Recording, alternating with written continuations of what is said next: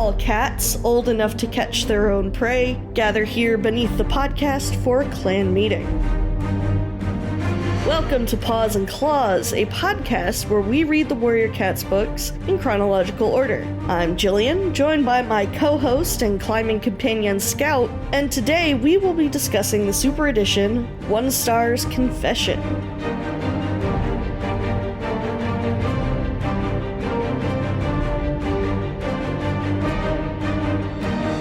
How are you doing today? I'm good. I'm over here on this rock. Can you see me? Oh my god. Scout, can you give me a hand? Yeah, hold on. I'm reaching out to you. I'm reaching out. Oh god, they're falling.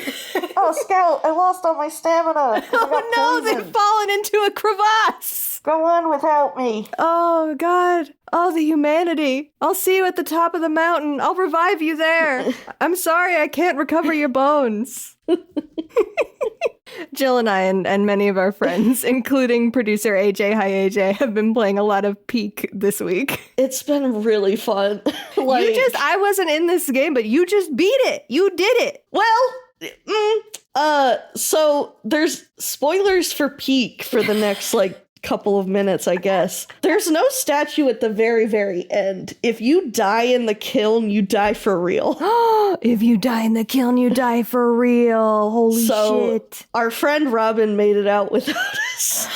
But me and our friend Frey were both ghosts. Oh my god. Robin of Girl Mode. Yes, Robin of Girl Mode. Shout out. But you still get a badge for your friend making it out with.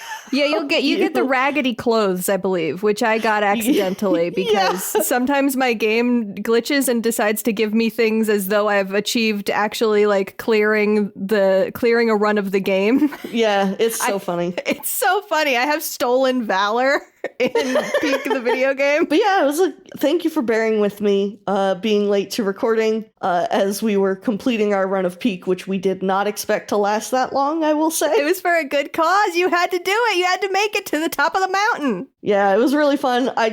Seriously, guys, this is like an $8 game on Steam, and it is, if you can get some friends to play with you, absolutely a great time. It's delightful. I'll play by myself sometimes, but it's definitely more fun with friends. It's delightful. I'm excited to put some more time into it in the coming week. Yeah. But yeah, so Scout, how's the prey running? The prey is running pretty good. I made one of my favorite things this week, which is it's kind of like stewed chickpeas in a red sauce with sausage, and then you put mozzarella and parmesan on the top. You put it in the oven or under. Traditionally, it would be under a broiler, but our oven doesn't have a broiler, so I just put it in the oven to melt the cheese. And you have that really just in a bowl or with some toasted bread. So tasty. It's a good time. And chickpeas, really very good for you. And there's some spinach in there for some nice roughage, for some vitamins. I love putting a chickpea in a salad.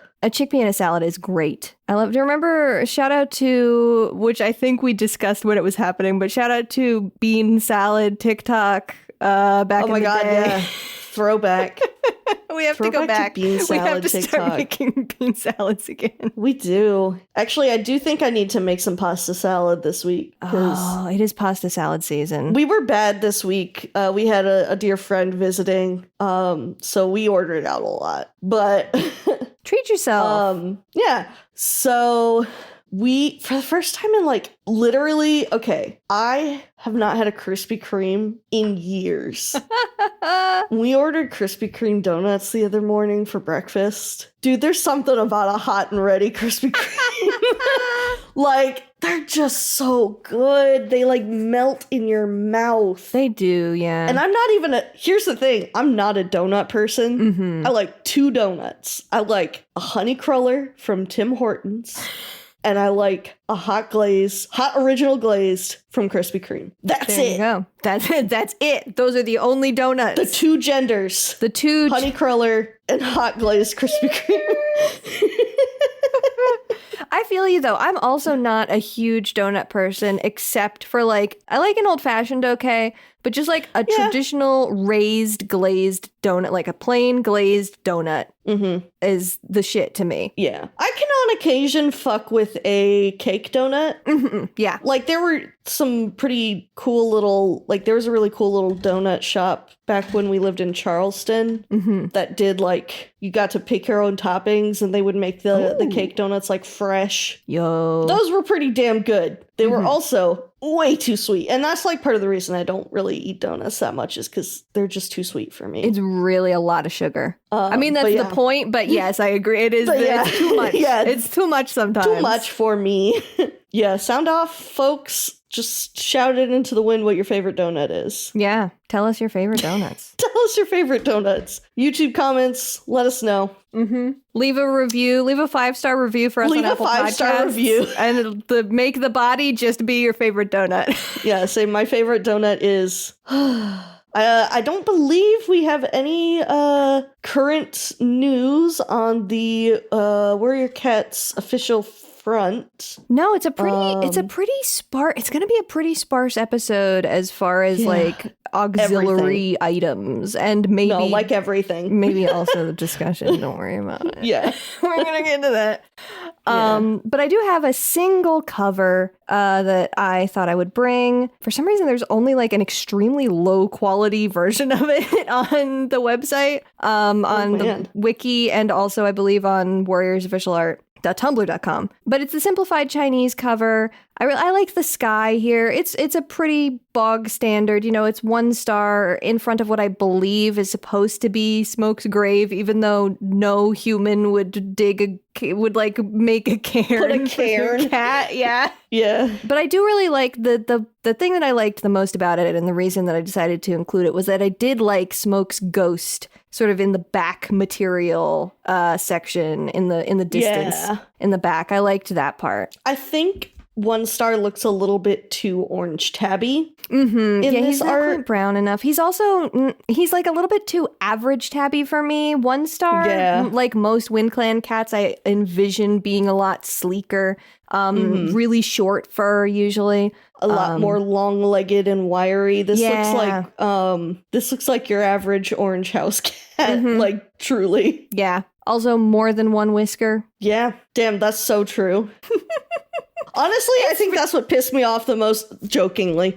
That's what pissed me off the most is not understanding why his name became 1 whisker in this book. They really should have explained that. Yeah, here's the thing. This is mostly a joke, but also I cannot believe they didn't do that. I think about the name 1 Whisker constantly because it is so clearly a name that is one of the first names that they made up. Oh yeah. Because 1 Whisker makes perfect sense as a warrior cat name. Sure, he's a cat. He's got 1 unique whisker. You know, you think about it on paper. You don't think about it any deeper than that. 1 whisker, great, ship it. Then you think about literally any additional information about the naming system of warrior cats. He was born in a litter of 3 cats. I was just about to say, it's not like he was an only child. So he wasn't an only child, which you could get to 1 kit from there. He don't got 1 of anything else. Who names their child 1 kit? No, he has 1. One brain cell. Oh, fucking got him. Got his ass. And then you get to, even as a child, when I was reading these books, and they were like, we had the swerve where 1 Whisker was chosen on Tall Star's deathbed to become the new leader of Wind Clan. Even as a child reading the books, I was like, 1 Star is a fucking stupid name. You know what would have been a really funny joke from Star Clan? Is if he only got 1 life, because he's got 1 star. I always wanted, I know that this isn't how any of this works. I really always wanted him to become Whisker Star, though. Like, just take the other part. That would have been actually pretty cool. Because it doesn't make any sense. It only makes sense in a fully adult warrior name. It doesn't make sense in any of the other contexts. Yep, exactly. But it's true. Lord. Also, we've had explanations of stuff like Deadfoot, how Deadfoot got his name. Loud Belly, never. They never addressed that one. That one haunts me. Well, that would at least make sense. Like, I can see being named Loud Kit if when he was born, he was really just loud. That's true. Like, he cried immediately. But then you get to Loud Paw, and that doesn't make... How can a paw be loud? But we know that's just kind of... Yeah, that just kind of is... That's just kind of how it works. Yeah. Yellow Fang... I guess we get that Yellow Fang is basically for her eyes. But it's always also... That's also an early one that was always like... It's kind of about that she's like grizzled and her fangs are yellow because she's like grizzled and old and I don't know, smokes 50 packs a day. I don't know. She's got that kind of meow that my cat Zelda does. She does. She got that... Anyways, sorry for going off about the name Onestar. No, I think this was a great discussion because this is... His name really doesn't make any sense. I don't like it. I've never liked it. It's not good. Yeah. I'm speaking my truth. Onestar is not a good name. Amen. Should we talk about his book? We should talk about his book. You know what? Why don't you paint us a brief picture? Yes, very brief. Onestar reflects on his life while waiting to find out if he's being sent to the Dark Forest or to StarClan. That's it. That's the book.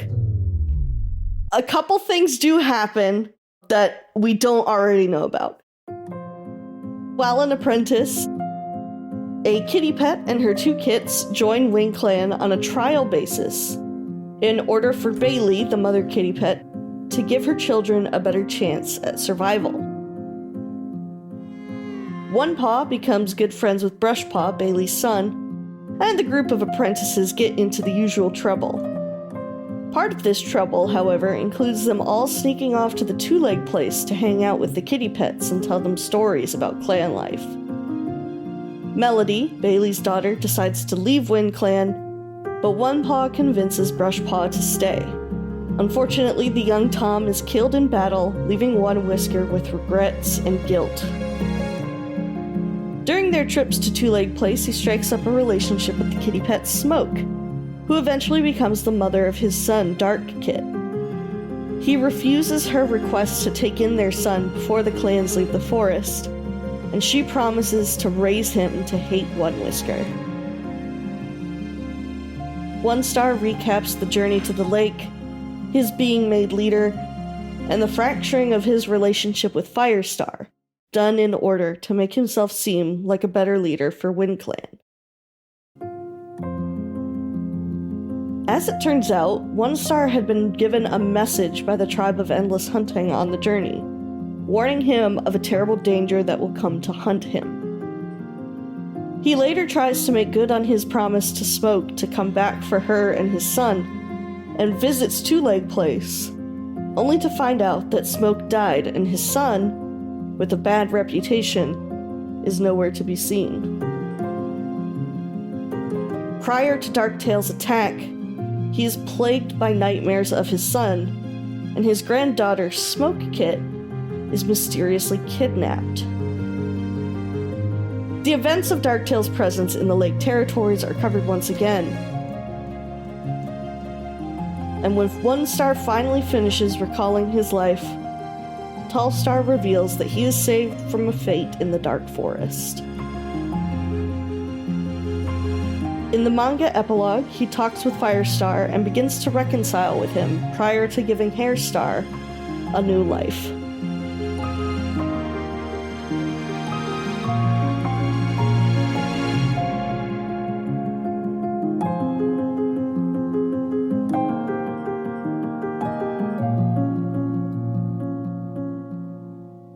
And that's the book, guys.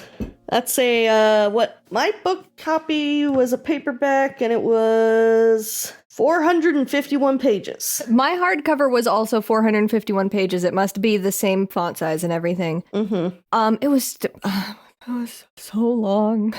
It was so long, and it retread so much ground. Overall thoughts on this book. Honestly, here's the fucking funny thing. Mm-hmm. I feel like even just by listening to this podcast and not actually reading the books, you are getting all of the information that was presented in this book. Yeah. Because, I know we leave shit out, but, this was basically a recap.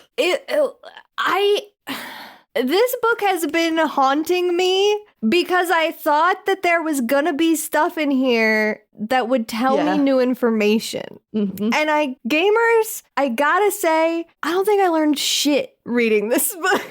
No, in fact, I think it made me, like, I was going into this, like, some people say that this makes them, like, one star better. And I'm like, I think if anything, this just makes me fucking hate him more. Yeah, this does not paint him in a good light. And also, it tries to. It pretends that it is. It's pretending that it's painting him in a good light. But if you have an ounce of critical thinking... They really think they're doing something with all of the times that he kind of guiltily thinks to himself. But no, I shouldn't do this. But this is for the best. Who? For who? Is it? Who is it for the best for? Nobody. Himself. Maybe yourself. Maybe yourself. In most cases, not even himself. He's mostly self-sabotaging. He really is just not doing anything worth a damn, honestly. There's nothing. There's nothing here. He's got nothing. They're giving nothing. Go girl, give us nothing.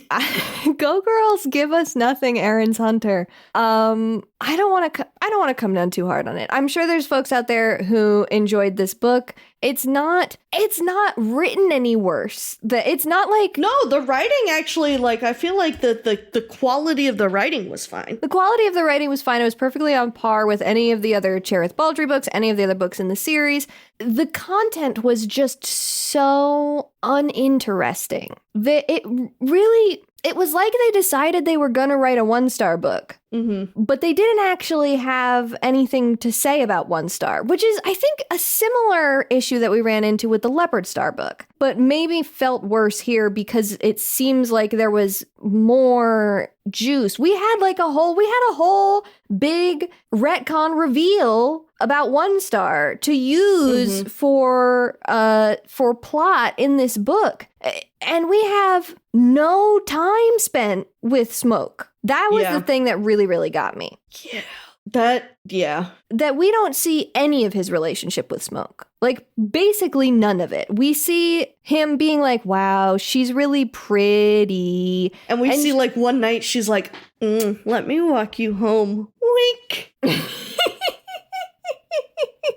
And then we get the pregnancy reveal, and we're like, yeah, we know this already. It's all stuff we know. I don't get to see. There is no point in here where I'm like learning anything about Smoke specifically, why 1-star might have been interested in her. They build no emotional connection between the two of them. We have there's never even a time when he really interacts with Darktail as a kid. Mm-hmm. And they have opportunities for that. They have scenes together, but they don't interact. Yeah. And this is one of the things that I really hated about the way that, like, the one time that he does interact with his son, like, he's already like, this kid's got anger in his eyes. And I'm like, don't make him just be born evil. Like, you had such a good thing going for you with his actual reasoning, but then we find out that, like, Darktail is over here, like, just fully killing kitty pets for no reason. Yeah.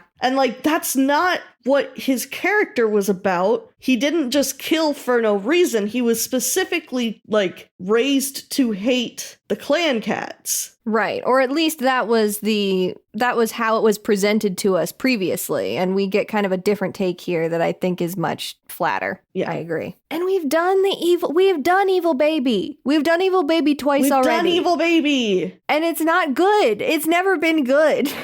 It almost worked. No, it never worked. I was about to be generous. It's never worked. The thing that worked about Tiger Kit was that StarClan said this baby is evil, and that fucked up his dad so much that he, like, left the clan. But then they actually made him an evil baby. Yeah. He was less evil. He wasn't quite as bad evil baby, I suppose. They really Broken Tail was really a problem. Yeah. Because they almost had something with Broken Tail too. Anyways, they just need to stop doing the evil baby thing.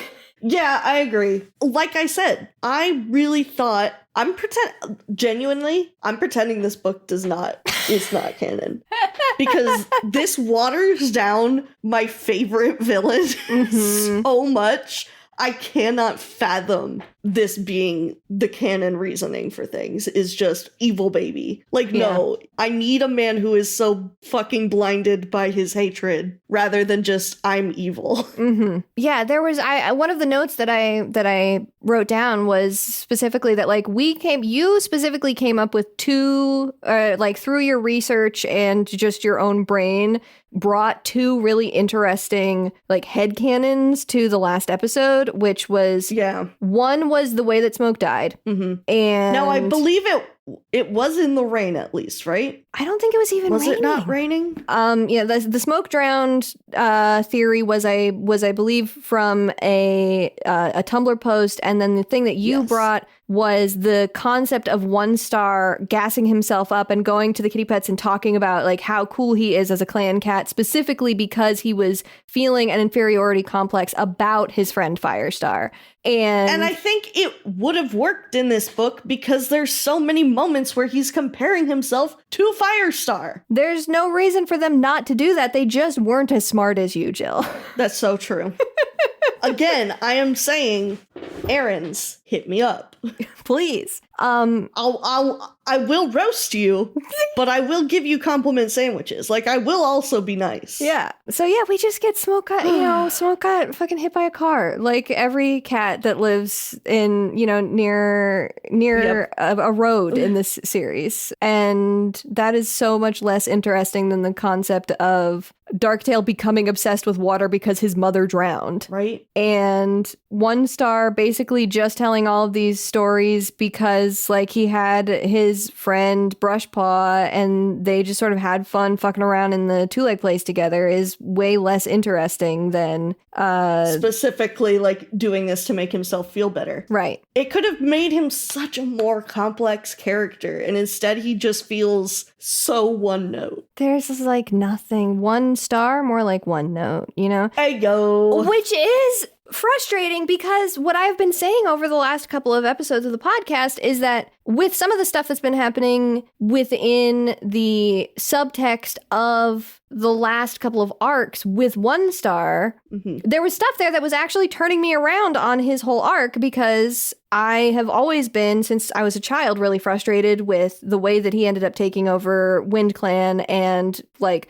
directly not following Tallstar's wishes. And then I started to come around on like, but there's something kind of interesting there if he, Tallstar did this, made this big decision on his deathbed, and Onestar ends up just not doing it because he has some different, vision or has some other stuff going on that affects it. And like, yeah, that stuff is kind of here, but it's not expounded upon in a way. I was hoping that it would be expanded on and I would come out the other side going, oh, I still don't agree with like anything that Onestar is doing because I doubted that I would get there, but they did something really interesting with his thought process on it. And they just didn't do anything interesting with his thought process on it. Yeah, that is exactly just how I'm feeling. Especially because so I would say I don't want to jump around, but like really there's not much to say. Not much to say. But like there's so many moments where he's like, I have to do this because it'll make me more of a leader for Wind Clan and less of an ally for Firestar. And it's like, yeah, people are saying shit, but like nobody's saying it like you need to be doing this much. Yeah, he's going too hard. Yes. And it becomes like a caricature of itself instead of actually being something with a level of nuance to it. Yeah. I do want to address my first note here because you highlighted it also. Oh, 100%. I'm not happy about this. So in the prologue and in the epilogue, Tallstar is in StarClan, like saying to Onestar, wait here, they're holding court about you. We're going to see if you are being let into StarClan or if you have to go to the place of no stars for your actions as a cat in life. But he like comes up to Onestar and says he's proud of him and that he's done a good job with Wind Clan. And I'm like, he is literally not doing anything you asked him to. Literally? He didn't. He didn't do what you asked him to. And that's the whole point of his character is that he didn't. Yeah, and during the story too, whenever he like goes to StarClan for advice and he talks to Tallstar, he's like, you need to put Wayne Clan first. And I'm like, that is not what you said when you were dying. You would not fucking say that. Drove me up the wall. Ah! It was just like, why make this? And again, this is the problem with the whole book is they try and like, they're like, see guys, he totally was just like, he didn't mean to. He's a good guy in the end. He was a good guy at heart. He just made some mistakes. Ooh woo. And I'm like, no, the man does not suffer consequences. Like, yeah, he dies, but like, he doesn't, nobody like, except Hairspring, really calls him out on his shit. Yeah, even his wife just immediately forgives him. The way Whitetail like has nothing to say about the fact that he had a child that she didn't know about. Like, I get that it's not like he was cheating on her with Smoke, but like the fact that he just never, like she did not get upset with him for, you know, never saying anything about it, like that just feels incorrect. I'm not saying that there's, you know, there's not capacity for forgiveness in a situation of course. I am saying that there is no, like, literally no hard feelings about it. And there's even a line that she has that sort of implies that she would have been open to helping Smoke and like bringing her into the clan and maybe helping raise Dark Kit and stuff. And it's presented just sort of like as an offhand line. But I think if she had been like angrier about that and been like, no, this could have been a family that we could have had. This could have been a thing that was part of our family. It would have been so much more interesting. And like if you wanted to go that direction with her where she completely accepts it and like it doesn't have animosity towards Smoke and Darktail specifically, like or Dark Kit as a child, I think that would be way more interesting to still be mad at Onestar for being a fucking for being him. Yeah. Oh Lord. My next note was obligatory. I don't want to be doing the apprenticeship to death thing again. I knew it was coming, but your little comment about having more fun with specific event super editions versus biographical ones is so real because I'm also thinking about just how much I fucking hated Leopard Star's book. I know! Like, this really is bringing war. It's giving me Leopard Star's Honor war flashbacks. It's the same kind of problems. It's not even to say that all of the biographical ones are bad, because, like, Crooked Stars was really good. Hall Stars was good. There was Yellowfang stuff that was good. Yellowfangs was good. Like, they're not inherently bad. It is just so much harder to make them compelling versus like, and like to keep someone engaged for the full 450 books if it's just a biography of a cat that we have been following, which is I think why Tall Star, Blue Star, Yellowfang, and Crooked Stars all worked is because they were characters that we did not follow through their whole lives. Yes. We only saw them closer to the end of their lives, pretty much. And with Tall Stars, we had the first half his was of Tall an event, Stars, but then it had the event, and that part, the second half of Tall Stars Revenge was so much better than the first half of Tall Stars Revenge. That's so true. Yeah, exactly. So yeah, like, if you're gonna do a biographical book, you gotta do it about someone that we don't already know, like, most of their life story. Because then you're just retreading ground, and it's not fun for anyone. Yeah. If you're gonna retread the ground, you have to have a plan for how it's going to be different from what you've already written. And there's so many moments in this book where it's not different. Yeah. And I really hoped it would be. There's a bunch of stuff that happened within, like, the time periods that we're covering here that we could have had new insights into, and they really just for sure didn't take us there at all. Like, almost everything that we ended up covering was stuff that we've seen from other cat perspectives, just from One Star's perspective instead. Even stuff that just through the act of nostalgia, and because there's a lot of the New Prophecy that I really enjoy, and it's been a while since we've read the New Prophecy, and so it was kind of fun to revisit that stuff. Yeah. It was just New Prophecy again. Yeah. And the stuff they did add, Mm-hmm. specifically thinking about the Bailey and her kits Mm-hmm. and the prophecy from the tribe of endless hunting, like, didn't add anything to the story, because all it did was, like, One Whisker's like, it's giving One Whisker a flimsy reason to believe that kitty pets would not be working in the clans when he will know, like, he will see Fireheart before he even meets his son, essentially. Yeah. Mm-hmm. So, like, the fact that they try and use this as, like, oh, this is part of his reasoning, is he had a kitty pet friend who joined Wind Clan and died tragically. Like, I just don't feel like it adds to his character. I don't feel like it adds to his reasoning. It makes so much more sense for Smoke wanting Darktail to hate his father if there is no reason for him to say, no, he should not join us. Because Smoke knew Brushpaw and Melody. And so she would know, like, that it is, like, she knew what happened. So, like, I don't think it really, I think it once again waters down Darktail and makes it more of like, well, his dad was really right. It is hard for kitty pets in the clans, when, like, we all know it's not. This has happened so many times where we've seen kitty.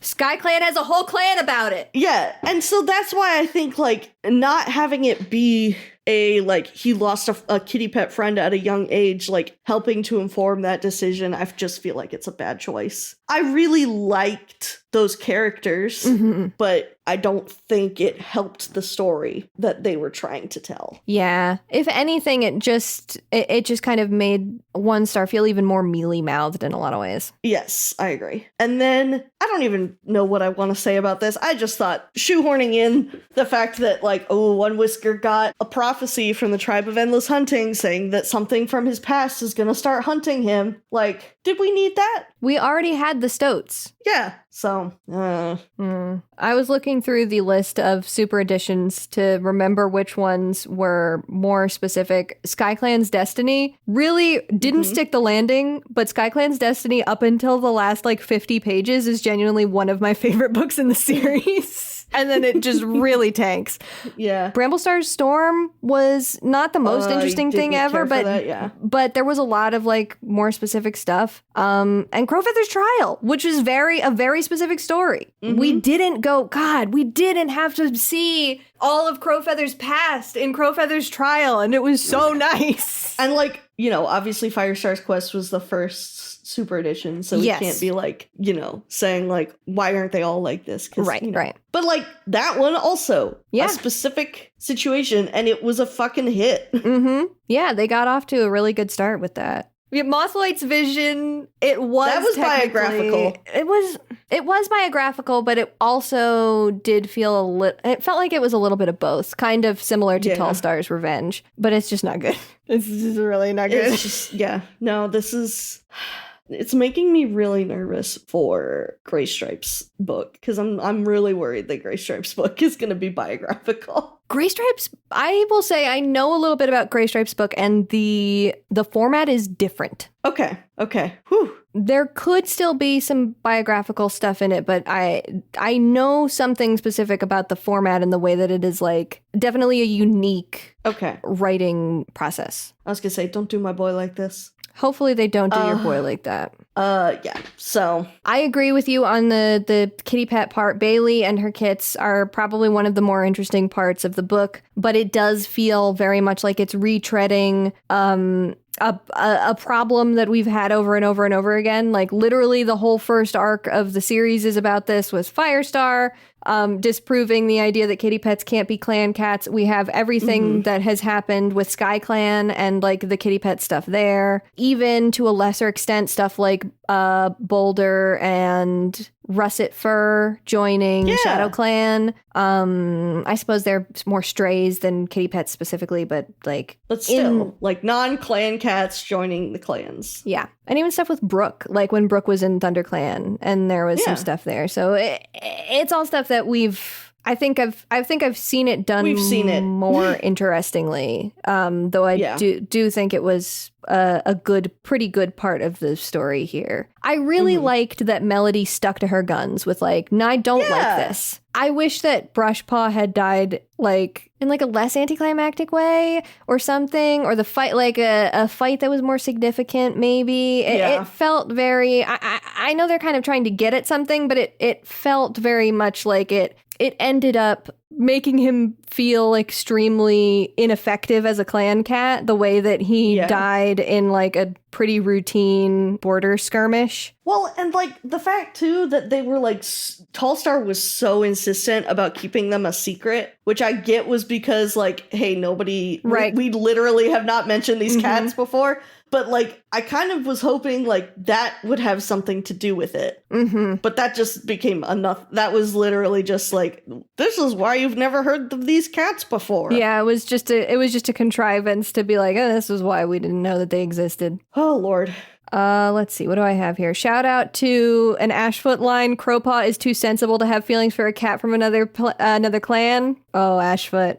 Oh, Ashfoot. No, honey. And then she also says, because Whitetail is like, well, I think we can discount that theory unless you think that Crowpaw was patting after 3 different cats all at the same time. Whatever happened, we have to account for all the clan sense. And I'm like, he really... Not that far away. Not that far off. Got 2 out of 3. Yeah. 2 out of 3 so ain't far. bad, as they say. And so far. If we get geriatric Crowpaw going, Crowfeather going for a Shadow Clan cat, like a Shadow Clan elder suddenly gets a tryst with a Shadow Clan elder, that would be insane. That would be so funny. That'd be hilarious. Shout out to this one moment early on where One Whisker goes to Two Leg Place to like chat with Dudley, and Dudley's like, I know how to knock down the treat container. It's really good. And he and all the kitty pets like have a feast of treats, and One Whiskers tries one. He's like, they taste really good. And Dudley's like, they're bacon flavored. And One Whisker's like, whatever the fuck that means. I know, it's so good that he's like, I don't know what the fuck you mean, but sure. There's also a moment later on where when he goes back to Two Leg Place and he meets a cat and he's like, can you help me like find so-and-so? And she's like, well, do you have a toy for me? Do you have a little gifty, a little jingly thing? Shout out and to I'm that like, cat. oh my God. I love when kitty pets are just like they're so house cat. It's true. She really is. I love that she's so committed to the bit too. She's like, well, I guess that I Next can show time. you. But if you find anything, I want a little shiny, I want a little jingly. Just a little treatsy, a little jingly. A little something for your friend Snowflake. I want to say her name was Snowflake. Something like that. Snowflake or Snowball. Something like that. I almost don't want to bring this up, but it was weird enough that I want to bring it up. I just thought it was really weird. No, I agree with you. So this isn't, we've had the conversation about age gap stuff before. This isn't specifically an age gap complaint. It's just, why did they choose to like write it this way and put it in the book? There was just weird early book One Whisker Whitetail stuff. Like there's a line that sounds so much like One Whisker is like, wow, she's certainly grown into a fine young woman. And I was like, why are we doing this? Yeah, why are we doing this? We didn't need to. We could have just like, I understand that like in the second book of the series, Whitepaw was his apprentice. And then later they decided that he was going to be mates with Whitetail. And so it's like, okay, we have to deal with the fact that he was her mentor. And then they also got together, and that can be kind of weird. And it doesn't, they're not that far apart in age, but also age, we don't have to get into the age gap thing. It was just the way it was written, where he literally like has a line where he says something about that, like, wow, I didn't know she would mean this much to me when she was a newborn in the nursery. And I'm like, why are we here? So this is, I feel like what they've done here is they were trying so hard to make it unproblematic that instead they just wrapped leaned back way around. too hard into it being like very predatory sounding. Yeah.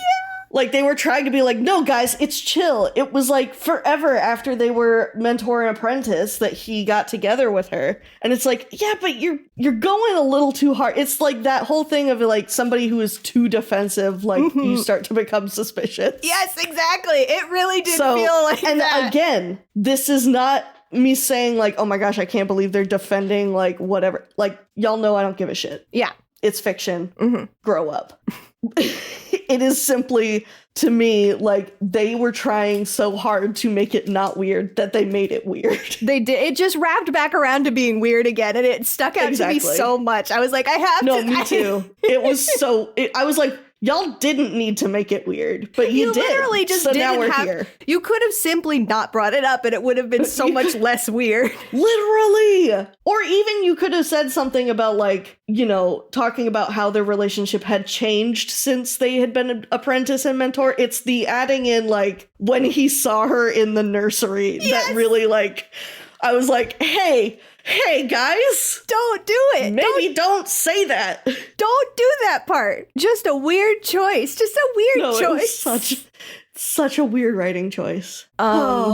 Okay, the next one was, I almost messaged you, but I was like, no, I have to save it for the podcast. I was screaming. Yeah, no, it was so there's a moment where Mudclaw, like, is talking to One Whisker about the fact that, like, he's like, you really should just give up and let me be leader because, you know, I don't have any weird, quote unquote, associations. And Mudclaw's like, it's obvious. He said, you know what I mean? It's obvious that Firestar is very fond of you. Too fond, in my opinion. And I'm like, is the reason that Onestar started breaking up his friendship with Firestar simply because he wanted to beat the gay allegations? Holy shit. Is it a no homo thing this whole time? Is it a no homo thing the whole time? And it wasn't. But that line, the way it was like, your associations are... He literally says strange associations.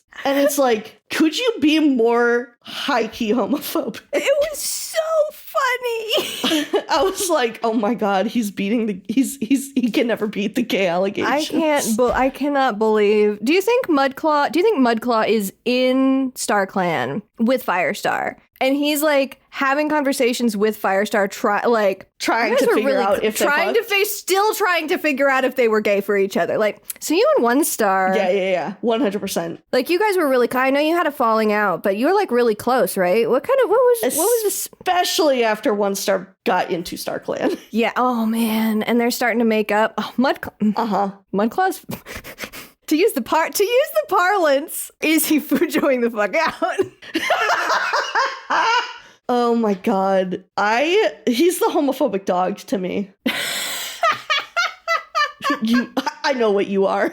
He is the homophobic dog. That is what that moment felt like to me. Oh yeah, I know what you are. It is very, I know what you are. God. Oh my god, it was so funny. Also, I'm never not going to be pissed about the fact that we are probably never going to get Crowstar, because there's even a moment in this fucking book where he's like, oh man, Crowfeather would be a good deputy, but he's too young and too friendly with the other cats. And then we later get like, I wanted to pick you, but you're just such a bad dad. I know. And it's like...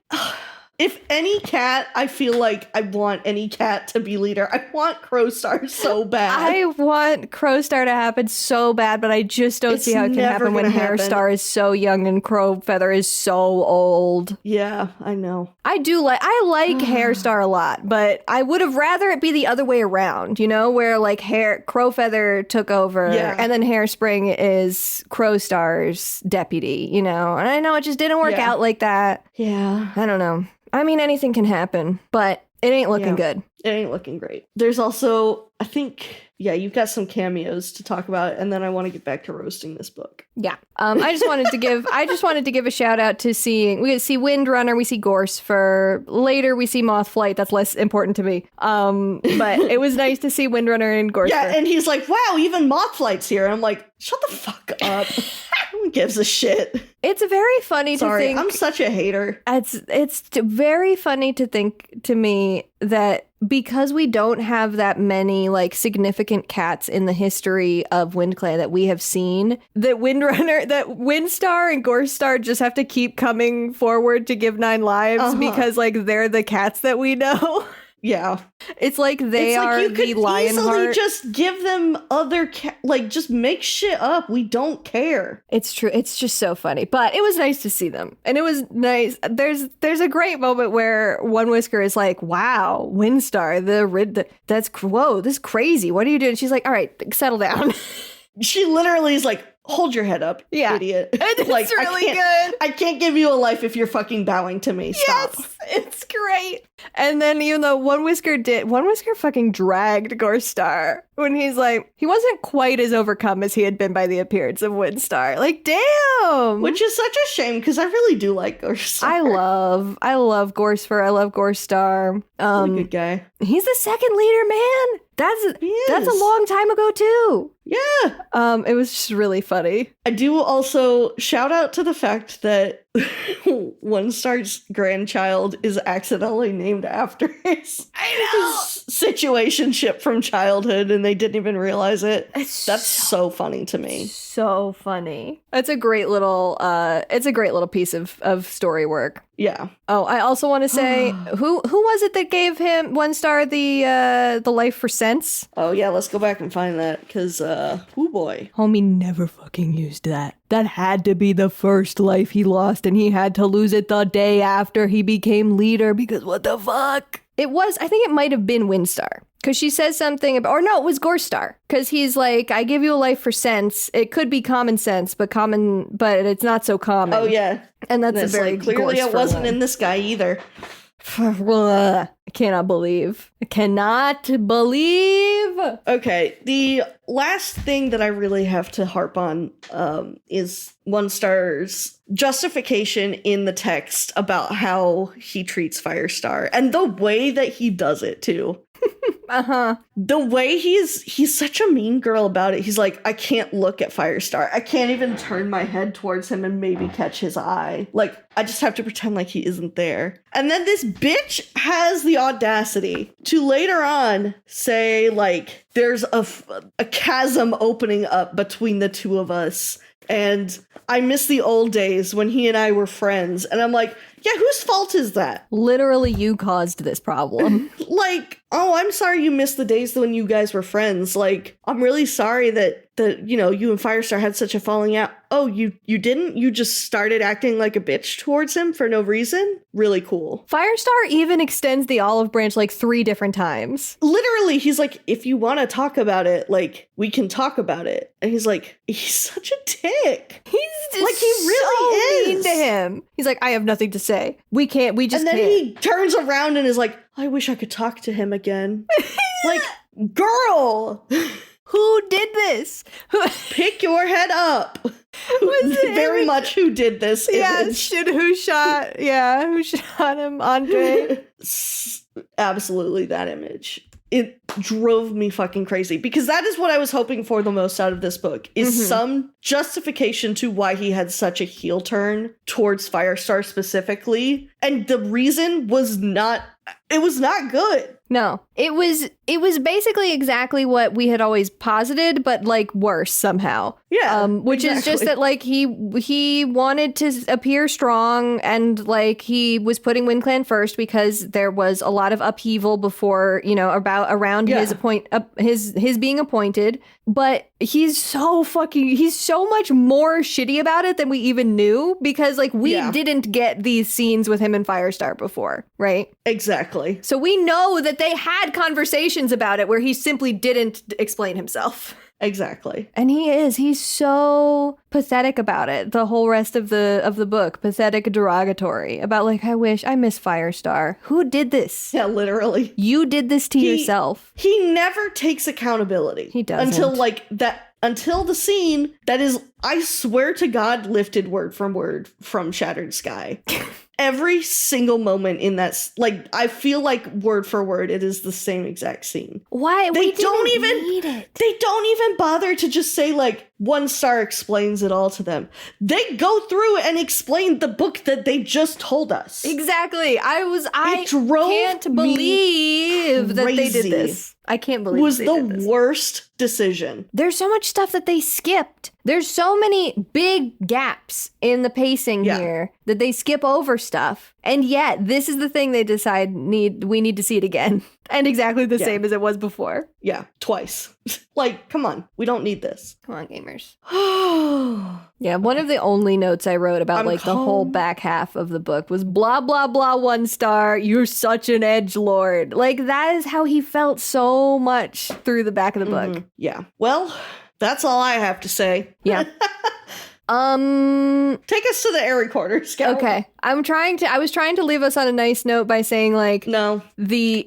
There's like some cool moments of the water fight, the fight between him and Darktail, but like it's nothing. I still think that the seeing it from above and having them just not come up out of the water is the most impactful version of it for me. Yeah, I agree.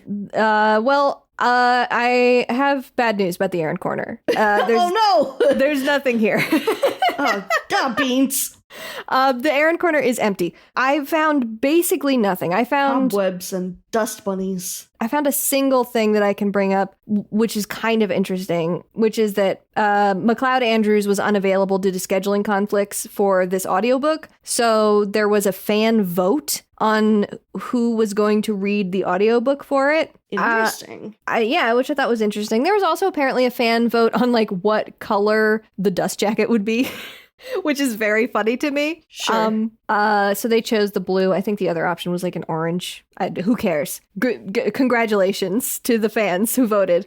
Blue was the right choice. The fans for the audiobook chose somebody named Lily Riccardi. I don't know anything about this person, but I guess she does the audiobooks for the Bamboo Kingdom series, which is another series written under the Aaron Hunter moniker by somebody who is not affiliated with the Warrior Cats Aaron Hunters at all, somebody named Rosie Best. I checked, but it doesn't look like she's ever collaborated with the actual Warrior Cats team. But I thought it was kind of interesting that the fans had a hand in that, because the audiobook, the audiobook can be a pretty big draw for folks who don't particularly like reading books or like just prefer audiobooks. So I bet that she did a good job. I didn't go and listen to any of it, but it's interesting when McLeod Andrews feels like such a staple of the series. And I believe that he is either retiring soon or has retired as of the most recent arc as well. So shout out. Yes, I believe this recent arc is the one where he is not our audiobook narrator. Mm-hmm. No more scratchy voice Jay Feather for us. Oh, man. No more, but the stick. But the stick. But that is all I could find. I couldn't find any like trivia about any of the characters that we haven't already gone over. I didn't find any comments from the Aarons themselves about this book. Which is actually shocking because it was only published 3 years ago. Yeah, it wasn't published that long ago, but it seems like there's not as much... They don't have as many opportunities for the fans to like directly ask questions to the Aarons anymore. That's true. Compared to like when we had stuff like the Hunter chats. Too bad. I was hoping for a little bit more here. What about Sharing Tongues? What did people have to say about this book? Well, much like how One Star re-explains his entire backstory with Darktail, I'm going to go ahead and basically everything that the fans said is stuff we've already said. So we're going to go ahead and rehash everything. All right. Lots of, again, I mean, truly, like what we said is basically what other people are saying. You know, complaining about the fact that like One Star as a character has so much potential of like, he didn't want to be leader, but he becomes leader and he's conflicted, scared, confused, and he keeps making mistakes because he was not like, you know, trained to do that. But instead he's just stupid. Yeah, he really is just stupid. Like... Also, the whole, like, Darktail's right. What if I kill him and go to the Dark Forest because I rejected and killed my son? They point out he technically did try to go back and get him and his mom. Like, it was too late, but he did. Yeah. You'd be killing him out of self-defense and protecting your clan. And how about the fact that you let cats die for no reason and refuse to let them get the herb they needed in order to cure their sickness? I feel like that's a little bit more of a reason to go to the Dark Forest than Agreed. Killing your son. Really good point. Really good point. Yeah, really excellent point. This person said, why the fuck did Star give One Star one of his lives, but Deadfoot, his mentor, didn't? Oh yeah, what the fuck? Especially because, like, he talks so much about how he, like, admires Deadfoot. It's crazy. Yeah. I've seen that this term was tossed around, retcap, which I think is an excellent portmanteau. I love that. For this book. A combination of recap and retcon. Yeah, that's one I gotta add to my vernacular. That's really good. Yeah, and I think it really accurately kind of encapsulate this. This one says, the fact that Bailey wanted her kits to live in a clan so they could learn to survive, only to have one of them die as an apprentice in a battle which wouldn't have happened if he hadn't lived in said clan, is perfect angst. And you know what? Yes, that, again, like, that particular concept I think was really good, but shame it had to be in this book. And shame that it wasn't really... Touched on more. It wasn't framed that way, really, you know? Yeah. This one is the cover of the book. I love this one. With Craigslist Personals screenshot of it. And it just says, and that is my story of my night in court. I would have killed a man. Yeah. To see the fucking council will decide your fate ass scene. Yeah. Of them deciding whether or not they were going to let One Star into StarClan. Yeah. And then a screenshot of the scene with the kitty pet asking for the jingly things. And somebody just commented, L plus ratio plus your stray plus no jingly things. Yeah. Yeah. Yeah.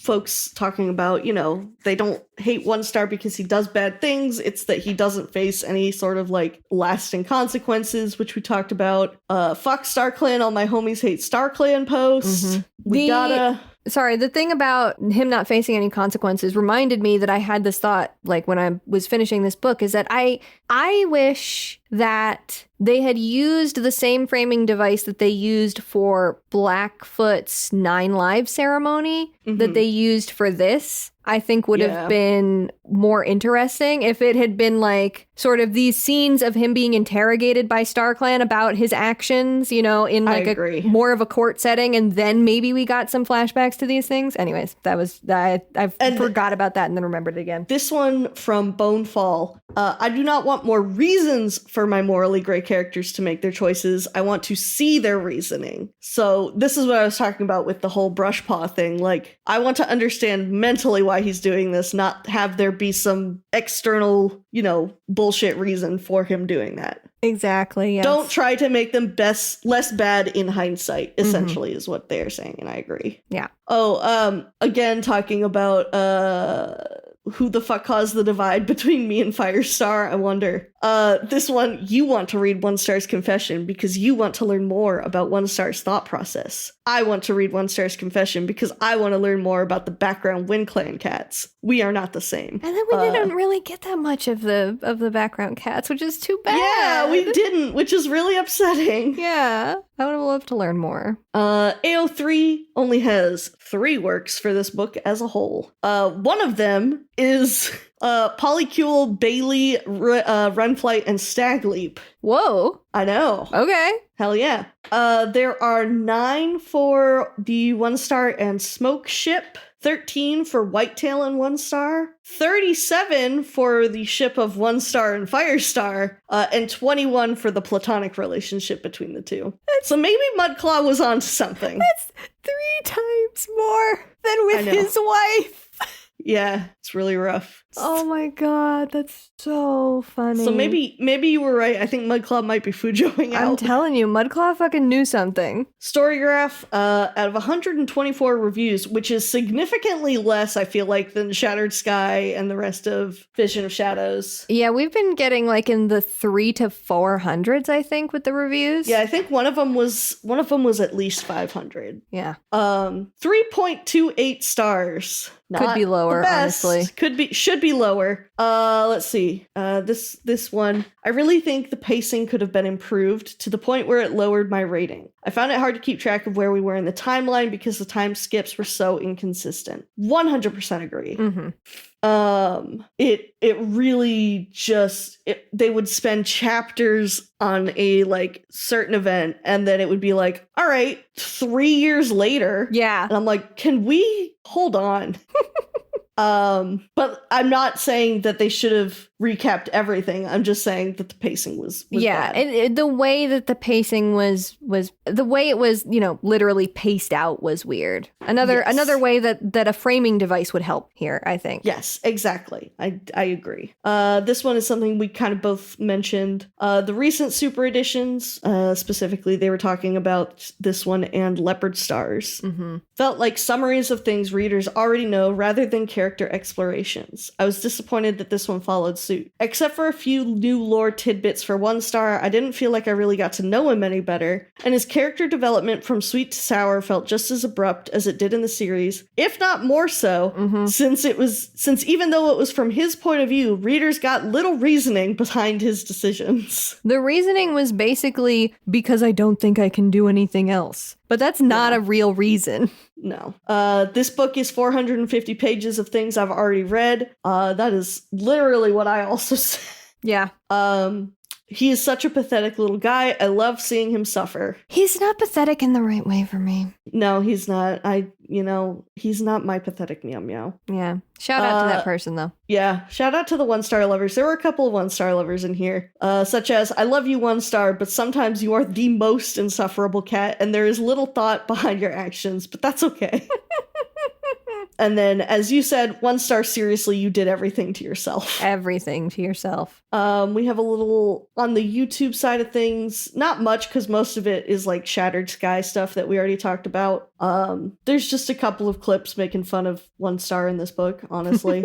And like a little PMV. Yeah, that used to be nice. I think about this constantly. I've seen this a couple of times. It fucks me up. Yeah, there's a little One Star and Firestar PMV. But other than that, not much. Oh, so yeah, like I said, basically we are super in line with the rest of the fandom on this one, yeah. It seems like, or at least the more vocal parts of the fandom. Mm-hmm, mm-hmm. Oh, well, do you want to get to our Warrior Cat of the Week? Yeah, tell me about yours. This was an interesting choice for me. I picked Bailey. Bailey's a good one. Because I thought that her story was far more interesting than whatever the fuck One Star had going on.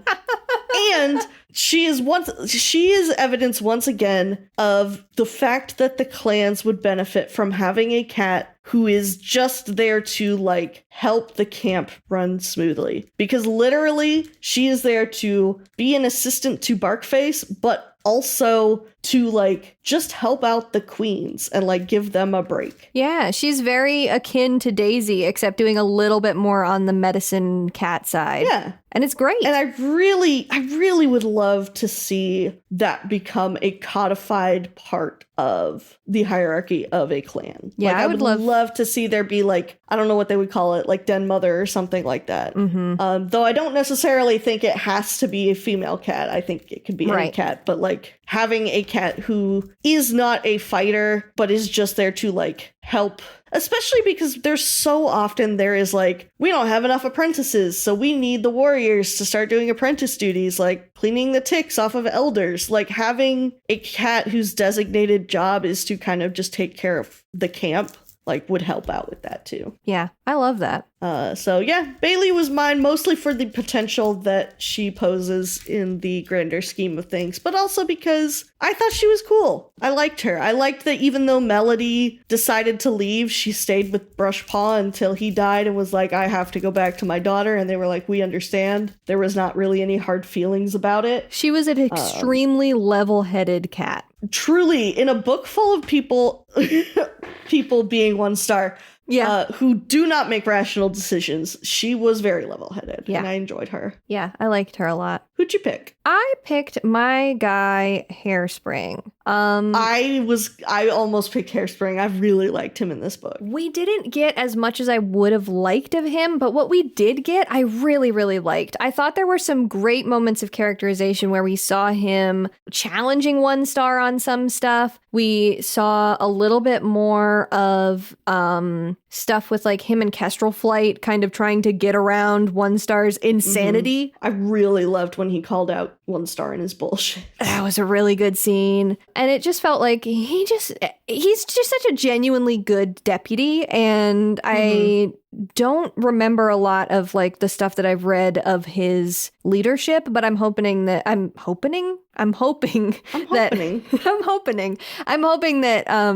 Hairstar turns out to be a cool guy, because I really like Hairspring. I think Hairspring is pretty cool. Yeah.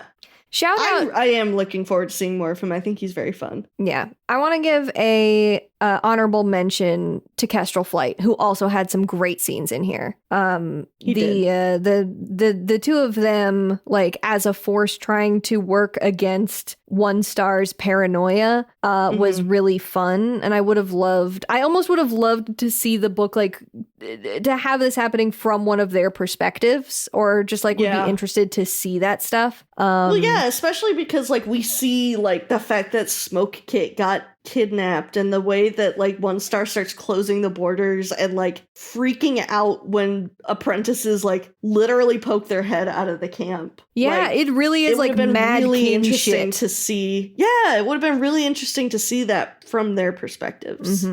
But yeah, 100% Hairspring, great pick. Good picks both. I like these cats. Some bright spots in a just relatively dry, not that interesting, or sometimes frustrating book.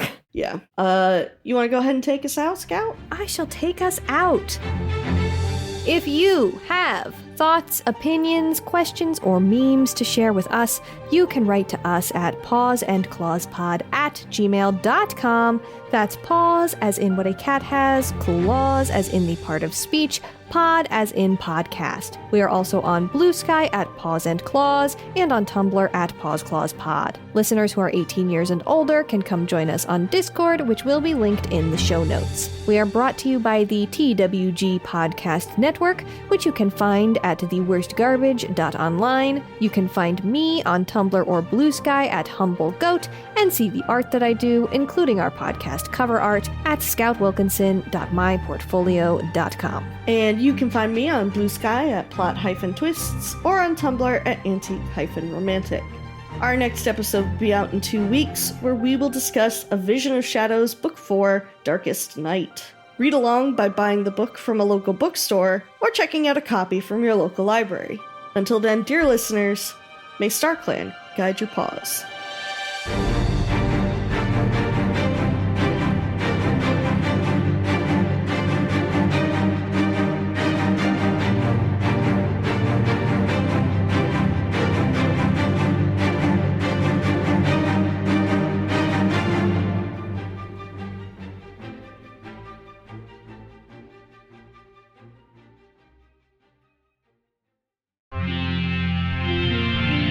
TWG, the worst garbage, online.